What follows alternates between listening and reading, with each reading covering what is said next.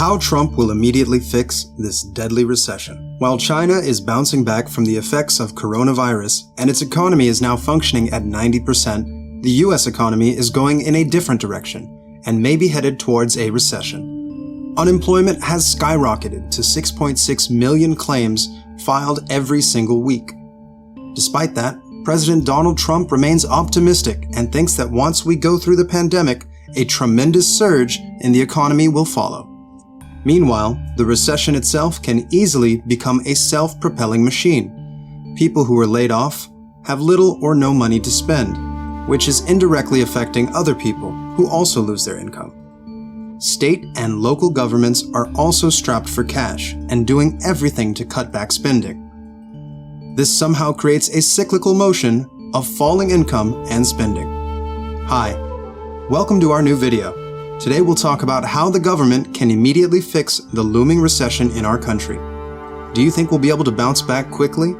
Or are we spiraling towards economic depression? Share your thoughts in the comment section below, and be sure to hit the like and subscribe button so you'll be notified for more relevant videos. As Trump calls the coronavirus the invisible enemy, it is not far-fetched to think that we are facing an equivalent to wartime, and people are expecting that the government would take action to save the economy, if ever this crisis will continue for a long period of time. The harsh impact of an economic downturn is felt most by those who have lost their jobs or are already struggling to make ends meet.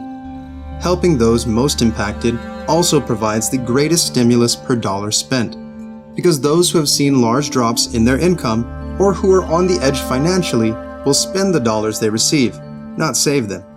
So by directing fiscal policy to the right places, the government stimulates the movement of the economy. The automatic nature of fiscal policy to use government revenue collection to extend aid to state and local government will help families and small businesses to recover. The president should expand the National Emergency Declaration and provide clear guidance to states how they should tap the roughly $42 billion appropriated to the Federal Emergency Management Agency's Disaster Relief Fund. In a long-term crisis, Congress must be prepared for new funding to provide fiscal relief. For example, provide 100% federal share of Medicaid funding to address the current public health emergency. Another thing that happens during a recession is that utility rates become increasingly high. To alleviate the pain of consumers, the state and local governments can stimulate spending by promptly changing how utilities are regulated. Utility companies, gas, electricity, and water companies are guaranteed by states an approximately fixed profit. It doesn't matter whether there is a recession or not.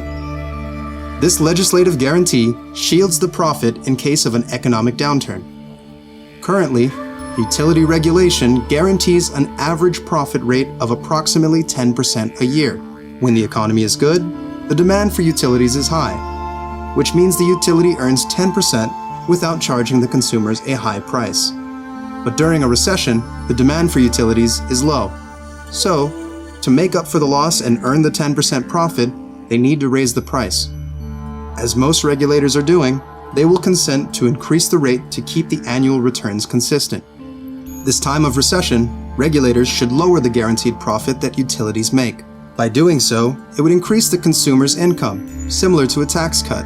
Once the surge of economy returns, regulators can permit utility prices to increase so that utilities can fairly earn. Although political parties have divided opinions, President Trump called for a payroll tax cut as the main tool to support the crashing economy. But Congress wants to prioritize in giving public health and relief workers a more generous unemployment insurance program.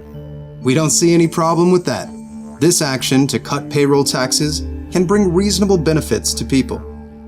1. It keeps more money in the pockets of those who are still employed. 2.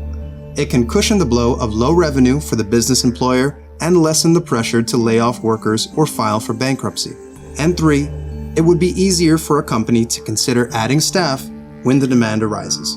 Aside from this, the Congress already agreed to give $1,200 to each American adult whose income was below a certain bracket, and an additional amount if you have a small child. Other countries are already doing this, considering the depth of economic despair. Maybe giving a uniform amount, regardless of age or income, would be a lot better, since the objective is to reinforce income and not to classify who needs the most help. This would boost the level of spending across the board to keep the economy moving. How about the critical workers? The frontliners who risk their lives to save others. Do they deserve more? While millions already lost their jobs, white-collar American workers continue to work from home. Millions of other working-class people are keeping society functioning by delivering parcels, staffing grocery stores, driving buses, and most especially the frontline health workers. People working in these sectors have been deemed essential and should be provided hazard pay, aside from their regular pay. That will not only help stabilize the economy, but it will also help the most important sectors of the economy to get additional workers in a critical time. Maybe recession is inevitable, but to be able to bounce back quickly and avoid a prolonged recession and further mass employment, the government should take leadership and take decisive action to mitigate the harsh effect of recession until we conquer this downturn period. If you like this video, be sure to share it with your friends, give us a thumbs up, and subscribe to the channel. Thank you for watching.